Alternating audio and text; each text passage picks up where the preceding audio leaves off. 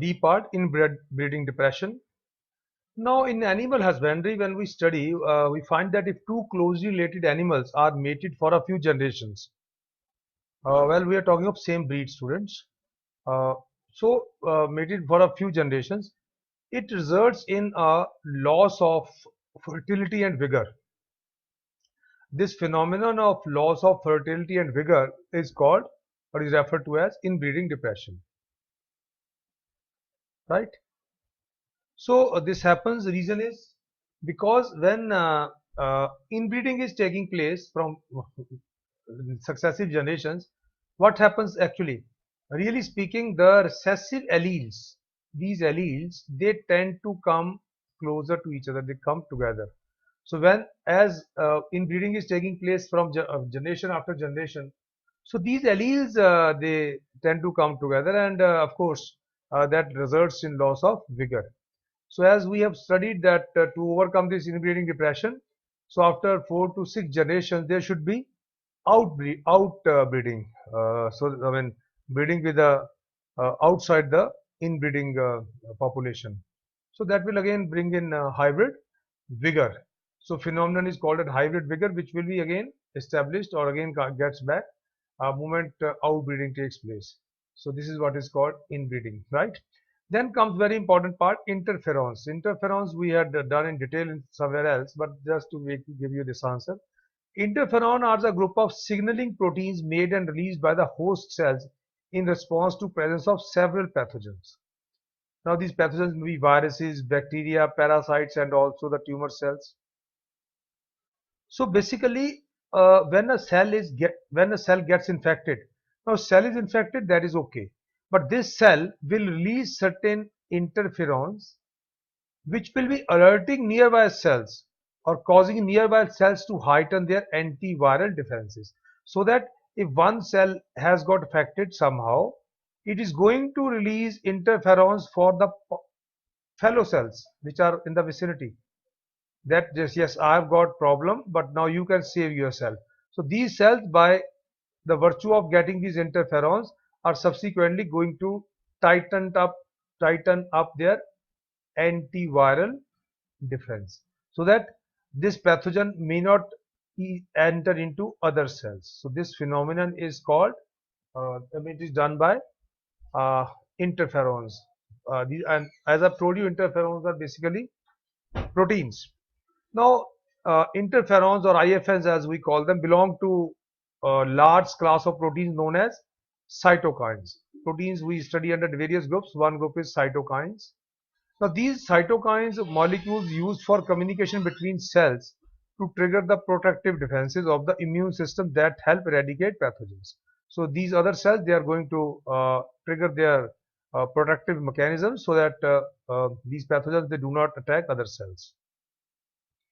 Now they are named after for their ability to interfere with viral replication by protecting cells from virus infections.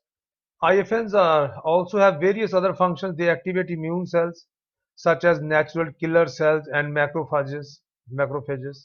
They increase host defense by upregulating antigen presentation by virtue of increasing the expression of major histocompatibility complex MHS, MHC antigens. Certain symptoms of infection such as fever, muscle pain, and flu-like symptoms are also caused by production of IFNs and other such cytokines.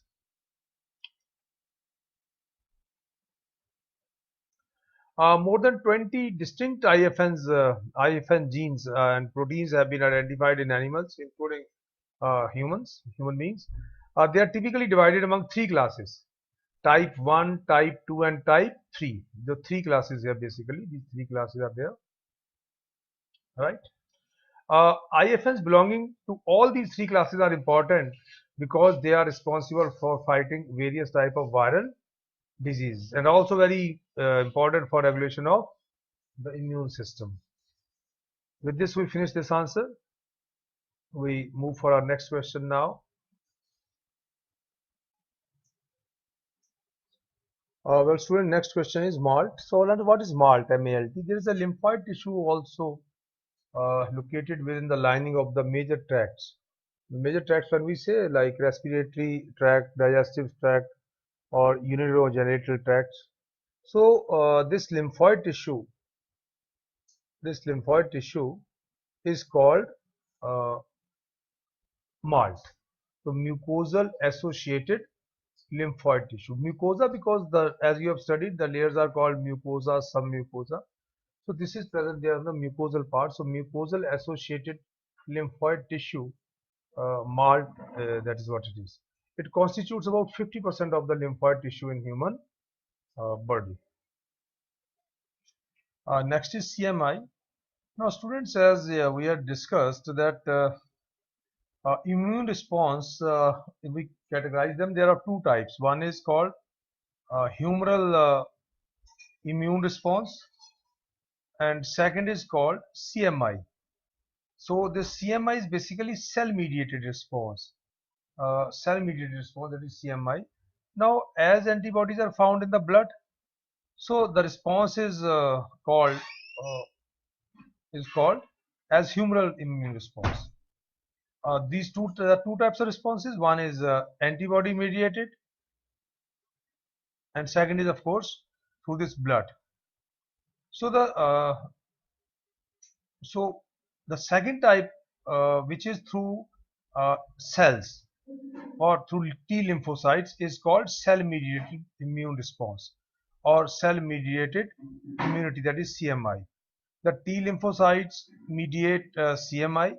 Very often when some human organs like heart, eye, liver, kidney fail to function satisfactorily, transplantation is the only remedy to enable the patient to live a normal life. So here we find that is two types of uh, immune response.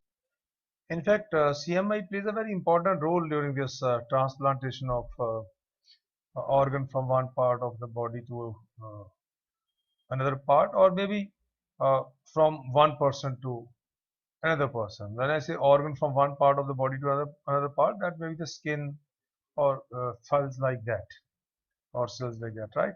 So next comes what is NACO? Okay, next student is NACO, NACO. In our country, the National AIDS Control Organization is working, and though there are many other non-governmental agencies are also organizations are also working, and this is what is called NACO. So National AIDS Control Organization.